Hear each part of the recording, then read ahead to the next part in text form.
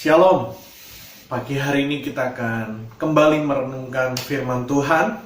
Firman Tuhan saya beri judul tinggal dalam area kasih karunia. Kita akan baca dulu di dalam Yeremia pasal yang ke-17 ayat yang ke-5 sampai ayat yang ke-6. Firman Tuhan berkata, beginilah firman Tuhan, terkutuklah orang yang mengandalkan manusia, yang mengandalkan kekuatannya sendiri, dan yang hatinya menjauh daripada Tuhan. Ia akan seperti semak bulus di padang belantara. Ia tidak akan mengalami datangnya keadaan baik. Ia akan tinggal di tanah angus, di padang gurun, di negeri padang asing yang tidak berpenduduk. Diberkatilah orang yang mengandalkan Tuhan, yang menaruh harapannya pada Tuhan.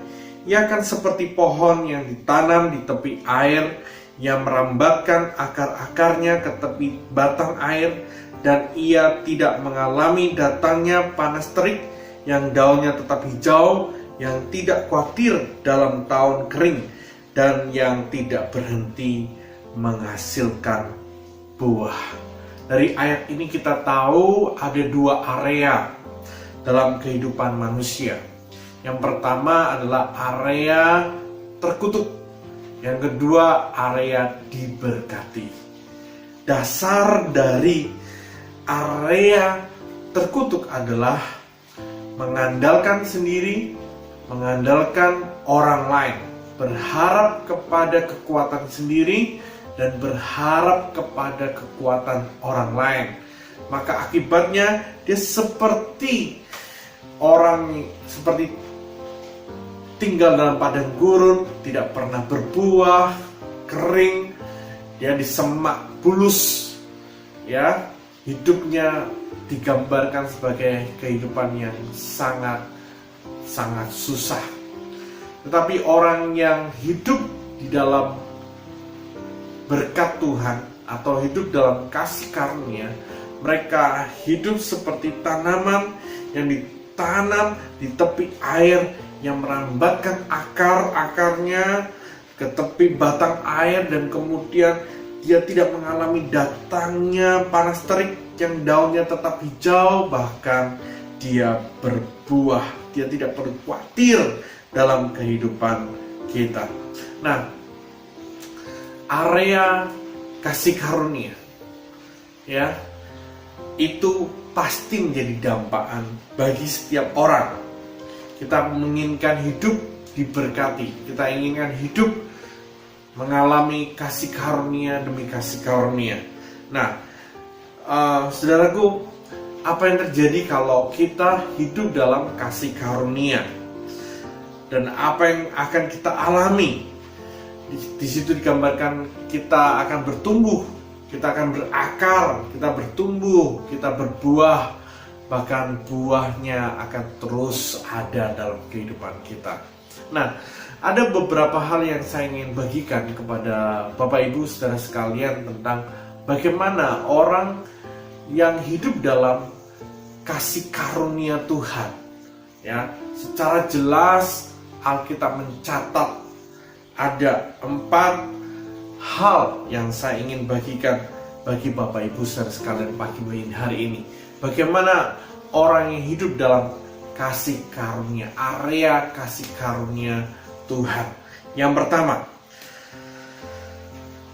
kalau orang hidup dalam area kasih karunia Tuhan, ada perlindungan dan pemeliharaan dari Tuhan. Contohnya siapa? Contohnya Ayub. Ayub 1 ayat yang ke-10 mengatakan, bukankah engkau yang membuat pagar sekeliling dia dan rumahnya serta segala yang dimilikinya? Apa yang dikerjakannya telah kau berkati, dan apa yang dimilikinya makin bertambah di negeri itu. Ayub tercatat orang yang saleh dan orang yang diberkati Tuhan. Si iblis komplain sama Tuhan, ya, karena Tuhan memagari kehidupan Ayub dan keluarganya. Ada pemeliharaan Tuhan dalam kehidupan Ayub. Ada penjagaan, perlindungan yang Tuhan beri dalam kehidupan Ayub. Begitu juga dalam hidup saudara dan saya. Kalau kita hidup dalam kasih karunia, maka ada perlindungan dan pemeliharaan dalam kehidupan kita. Karena itu saudara, tinggallah dalam kasih karunia.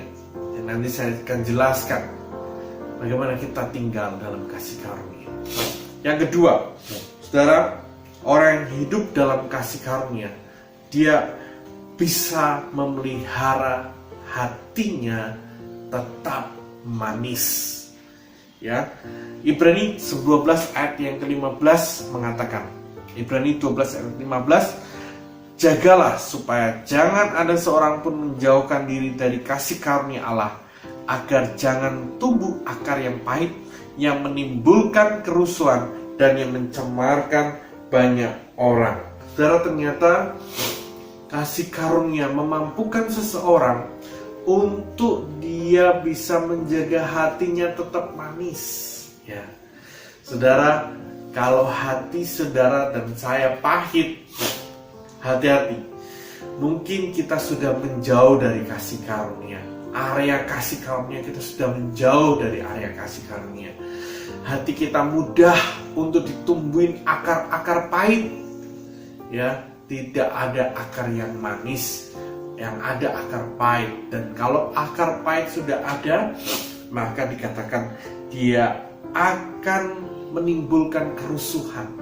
Dan kalau sudah menimbulkan kerusuhan, dia akan mencemarkan banyak orang.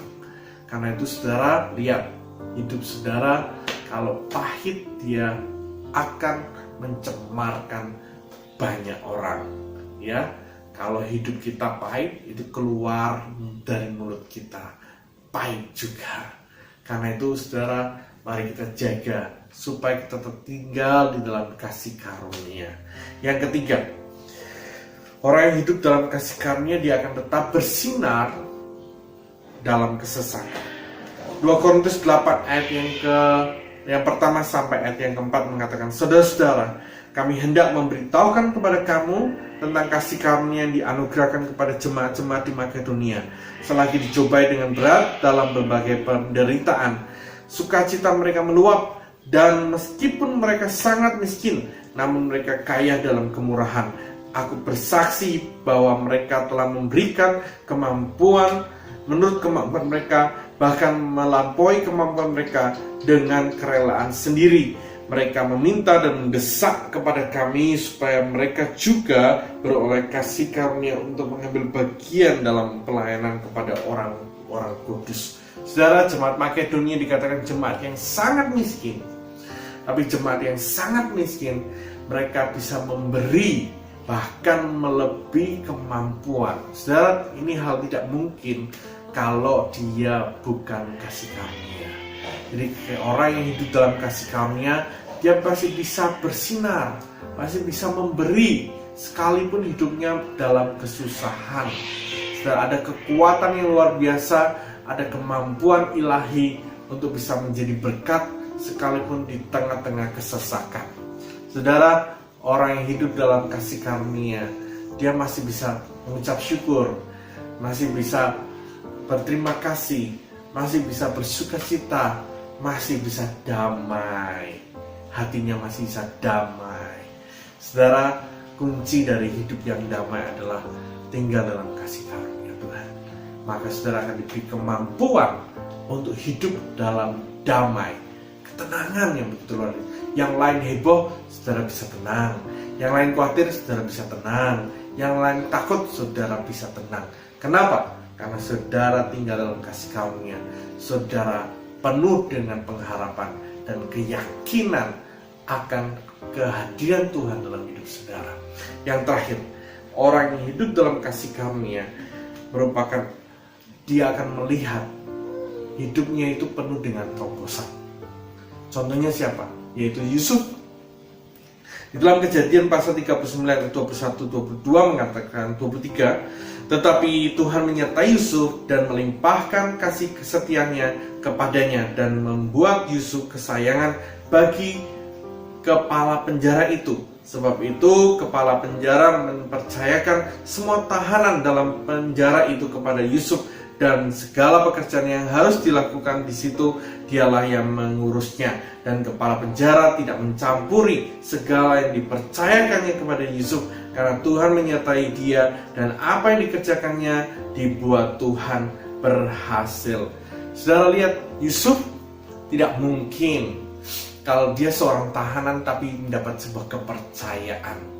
Dia tidak mungkin juga, saudara, dari narapidana kemudian dia menjadi perdana menteri. Ada sebuah terobosan yang terjadi dalam kehidupan Yusuf. Dia melewati deret hitung, saudara. Tapi dia mengalami pelipat gandaan, terobosan demi terobosan dalam kehidupan Yusuf. Saudara, kalau saudara hidup dalam kasih karunia, saudara akan melihat berkat-berkat Tuhan, promosi dari Tuhan. Sekalipun saudara direndahkan, sekalipun saudara dicoba untuk direndahkan, dibuang dan sebagainya, tapi kalau ada tangan kasih karunia dalam hidup saudara, tangan kasih karunia itu akan membuka banyak pintu. Kalau sudah Tuhan membuka, tidak ada satu orang pun yang akan menutup. Kalau Tuhan menutup, tidak ada satu orang pun yang akan membuka. Karena itu saudara, tangan kasih karunia biar ada terus dalam hidup kita. Nah, bagaimana supaya kita tinggal dalam kasih karunia? Ada satu kunci yang saya ingin sampaikan bagi Bapak Ibu saudara. Yakobus 4 ayat yang ke-6 mengatakan, tetapi kasih karunia yang dianugerahkannya kepada kita lebih besar daripada itu. Karena itu ia katakan, Allah menentang orang yang congkak, tetapi mengasihani orang yang rendah hati. Saudara, kunci dari kasih karunia adalah mengalami kasih karunia adalah kerendahan hati, merendahkan diri di bawah kaki Tuhan, merendahkan diri di dalam hadirat Tuhan, maka saudara akan mengalami kasih karunia. Tadi firman tadi berkatakan, orang yang mengandalkan Tuhan itulah orang yang merendahkan diri. Mungkin saudara bisa secara finansial, saudara mampu secara kepandaian, saudara bisa secara talenta, tapi saudara memilih untuk merendahkan diri, merasa tidak mampu kalau Tuhan tidak menyertai saudara. Itulah orang yang hidup dalam kasih karunia. Dia mau merendahkan diri. Lakukan hal-hal yang praktis dalam hidup ini. Saudara, doa bukan lagi sebuah kebiasaan, tapi doa sebuah pengakuan bahwa saudara tidak mampu tanpa Tuhan menyertai saudara. Sepanjang hari ini, mari datang kepada Tuhan. Sepanjang hari ini, mari genggam tangan Tuhan. Mari jangan berjalan sendiri. Cari wajahnya, tinggal dalam hadiratnya. Saudara akan mengalami kasih karunia demi kasih karunia. Kiranya Tuhan menyertai saudara. Mari kita berdoa.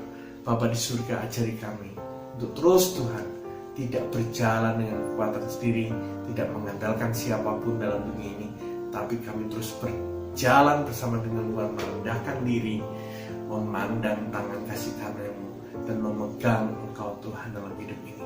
Ajari hati kami Tuhan tidak berjalan dengan kekuatan sendiri, dengan emosi, dengan kepandaian dan kekuatan sendiri, tapi kami belajar untuk merendahkan diri di tangan kasih karunia-Mu, sehingga Engkau Allah yang bekerja dalam kehidupan kami.